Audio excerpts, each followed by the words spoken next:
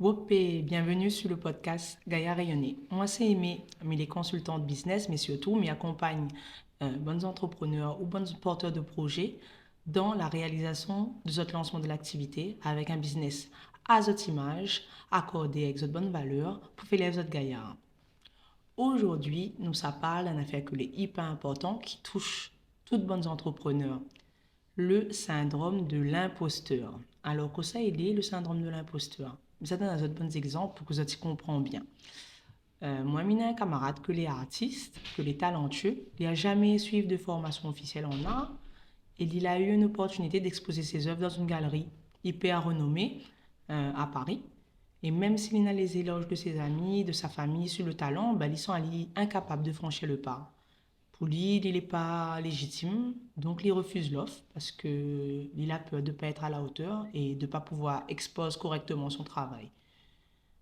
Et Milena, pareil, un entrepreneur qui a créé plusieurs entreprises qui marchent bien et il ressent le doute quant à ses compétences vraiment parce que ben il n'a jamais fait de grandes écoles et il pense qu'il est incapable de diriger alors qu'il a finalement plusieurs entreprises. Et malgré tout ça, il croit toujours que ben il attribue son succès à de la chance alors que il n'a gaillard vraiment et il compare constamment à d'autres chefs d'entreprise et ils sont alliés inférieurs.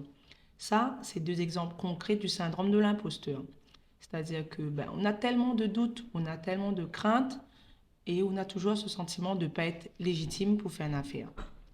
Aujourd'hui, Misa explique à Zot, en tout cas, 5 conseils. Misa donne à Zot 5 conseils pour lutter contre ce syndrome-là parce que ce syndrome-là, il bloque beaucoup de choses et il empêche Azot de lancer Azot dans l'entrepreneuriat avec confiance. Il est normal de ressentir des doutes, il est normal de ressentir des craintes.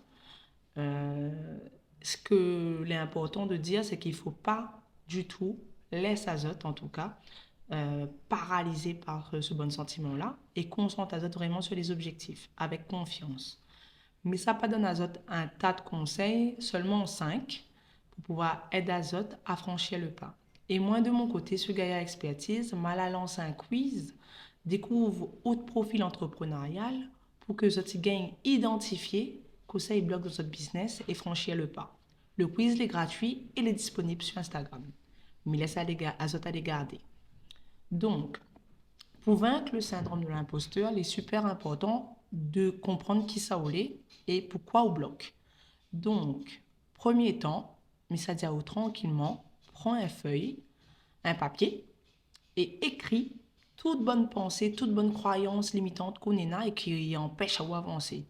Mon famille ne croit pas en moi, on n'a pas l'argent, on n'a pas fait de telle formation, etc., etc. Prends un papier et note tout ça là. Quand la fille note tout ça là, on prend le papier, soit on jette, soit on brûle la lit. Parce que c'est comme ça on va commencer à dissiper en tout cas et reprendre le contrôle sur notre mentalité et surtout sur notre vie.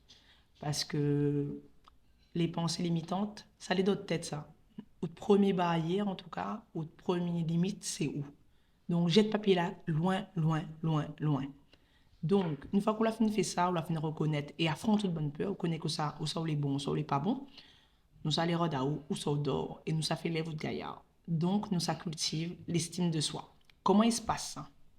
Tu prends un papier, là par contre, papier là où ça garde, où ça écrit toutes les affaires où la fin fait, dont on est fier. Et où ça être reconnaissant pour ça, parce que où l'a fait un chemin. Et où doit tenir un journal de succès. Rappelle à où qui ça est et c'est quoi démarche. Moi, l'année, de mon appel à moi pour participer au TEDx. TEDx, c'est une affaire que les filmer, un grand discours où on doit raconter de bonnes leçons, de l'expérience, etc. Ben moi, m'était sans pas moins légitime parce que Gaillard est encore très petit et que ben m'avait pas la force ni le courage d'exposer et de dire que moi, m'ina des leçons à donner aux gens. Alors que ben, il est un monde normal. Mais chaque histoire, il mérite d'être écouté, raconté et il doit permettre à nous, en tout cas, d'aller plus loin. Donc, comme elle a fait le TEDx, elle a pris un papier et elle a noté toute cette mal a fait en France et qu'elle a, en fait, ben, elle avait gagné, seulement, mais tu crois pas. Donc, la permet à moi de cultiver l'estime de moi et de comprendre que ben, m'a besoin, en tout cas, d'avoir des preuves pour grandir. Et même aujourd'hui, mon bonnes erreurs m'y arrive à voir ça comme une occasion d'apprendre plus et de grandir et pas forcément voir ça comme une affaire négative. Donc, une fois que la fin fait ça, on écrit tout sur ce papier-là.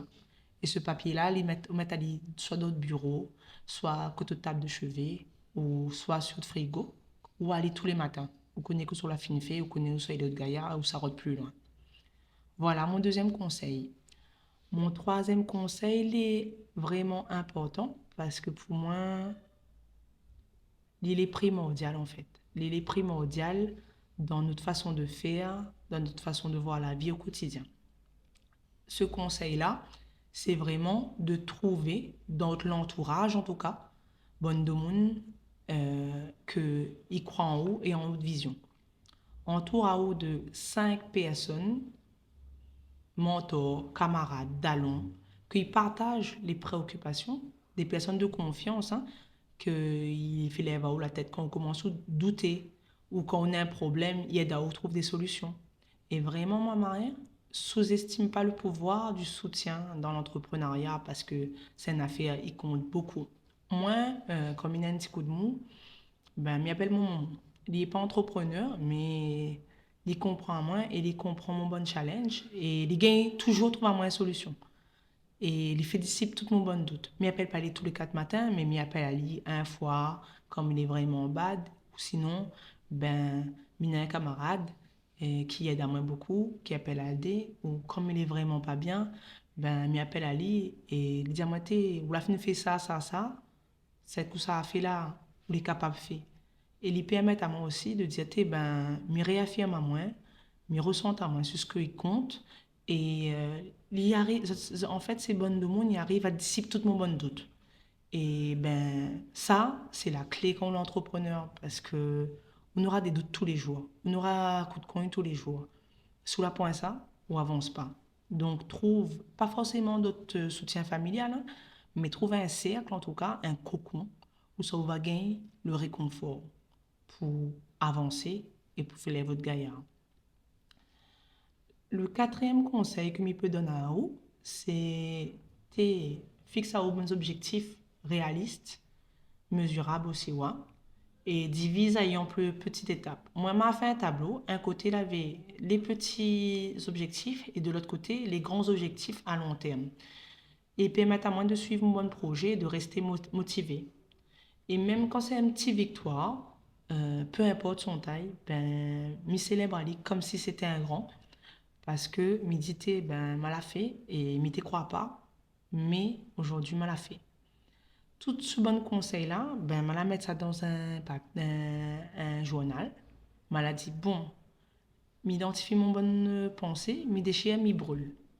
Derrière, m'y rappelle à moi tout mon bon succès et pourquoi il est légitime et toute mon bonne réalisation et mon bonne compétence.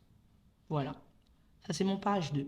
Mon page 3, c'est qui ça y est à moi, qui ça éteignait mon main et qui ça y est à moi relativiser. Page 3. Et page 4, c'est mon bon objectif à petite échelle ou à grande échelle. Et les affaires qui comptent primordial pour vaincre ce syndrome de l'imposteur-là, c'est de passer à l'action.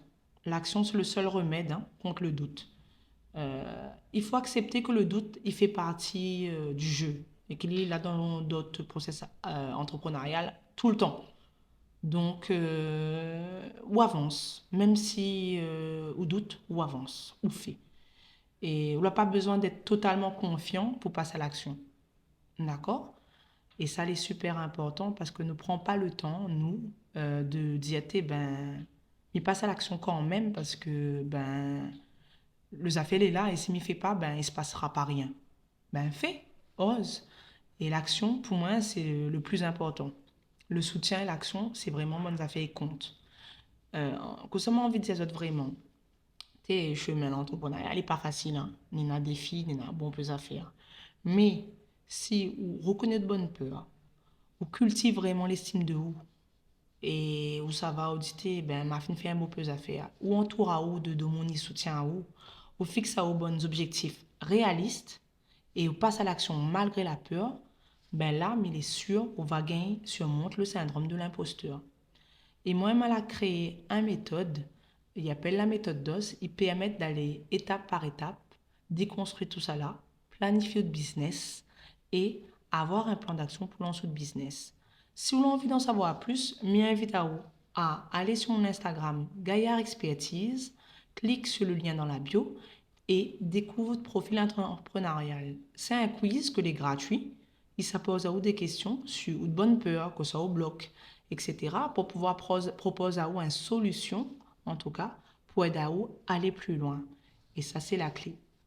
Donc, nous retrouve et oublie pas, on est Gaillard.